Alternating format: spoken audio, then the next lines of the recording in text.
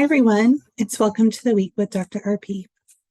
This is week 5 for Intro to Doc Studies, Education, UL 5604. Well, I really want to welcome you back this week, most importantly, because you are now halfway through your first semester as doctoral students, and I'm really excited for you. Congratulations on making it this far, and great job so far.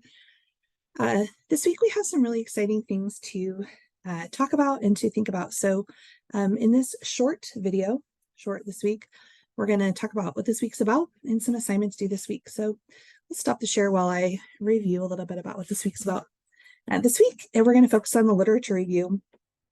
Now, last week, you had the opportunity to read some dissertations and to kind of get to know the format and function and feel of the whole dissertation.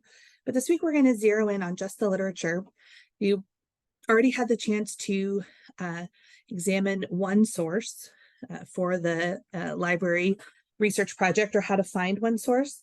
But this week, we're going to take the chance to get to know 4 sources or 5 sources and really think about how the literature review fits into the whole research project. We're going to do that in a couple of different ways. First, I just want to help you think about the literature review and why it's so important.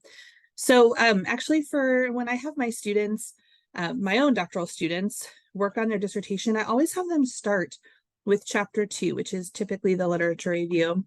I have them do this for 2 reasons. The first is because, let's face it, writing the literature review is probably people's least favorite part of any paper.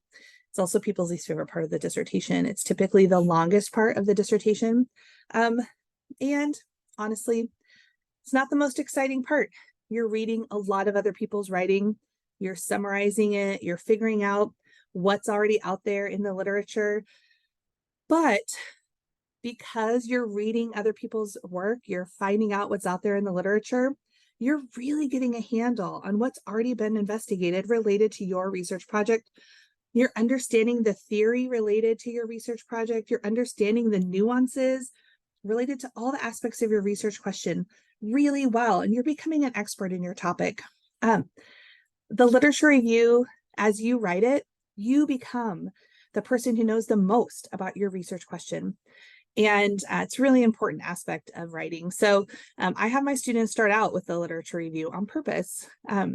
Once they finish the literature review, they know for sure that no one else has done research on their particular topic, and everything's downhill from there.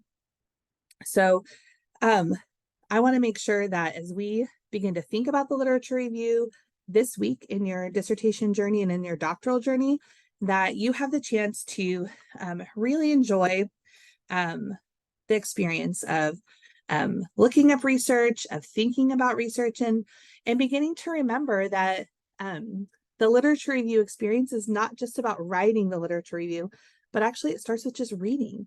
The best way to be a good literature review writer is to be a good literature reader.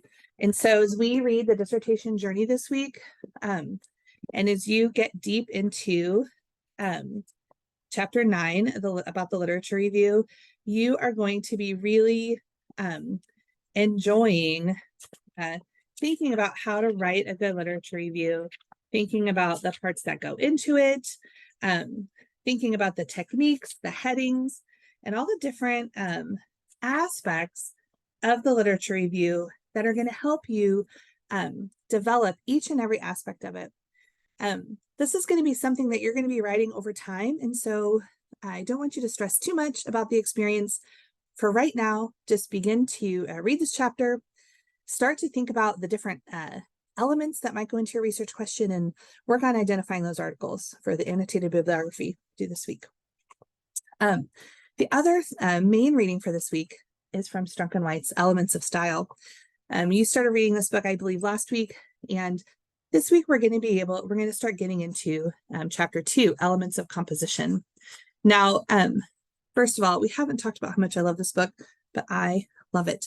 One of the things about becoming a good literature review writer, or any good writer, and the elements of good dissertations that you read, good books that you read, good articles that you read, is that they know how to compose their writing in a way that draws you in, that uses the best and most efficient writing, that uses precise writing.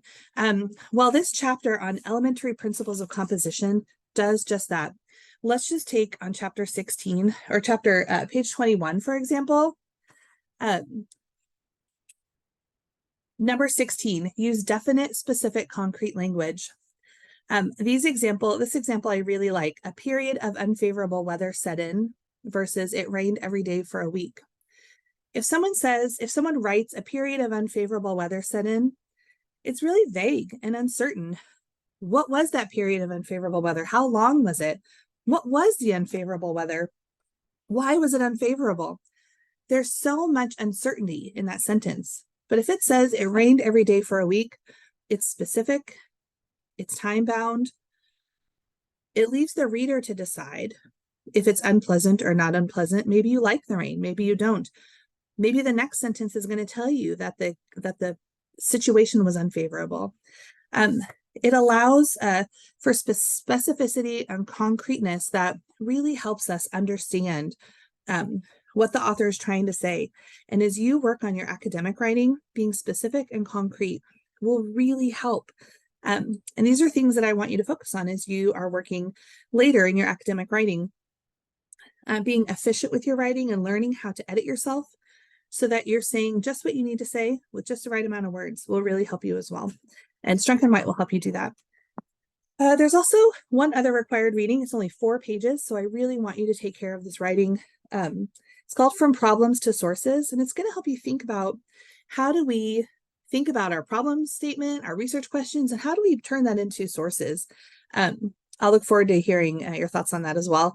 And then if you want to do the supplemental reading, it's really about thinking about how, as educational researchers, we think about the literature review and how we make our literature review really match the problems that we're trying to solve in education. There's also a podcast on literature reviews that I think is really helpful. You can listen to the podcast or read the transcript. And I'll look forward to seeing what you have to say about those things when you do your partner chat this week and your annotated bibliography.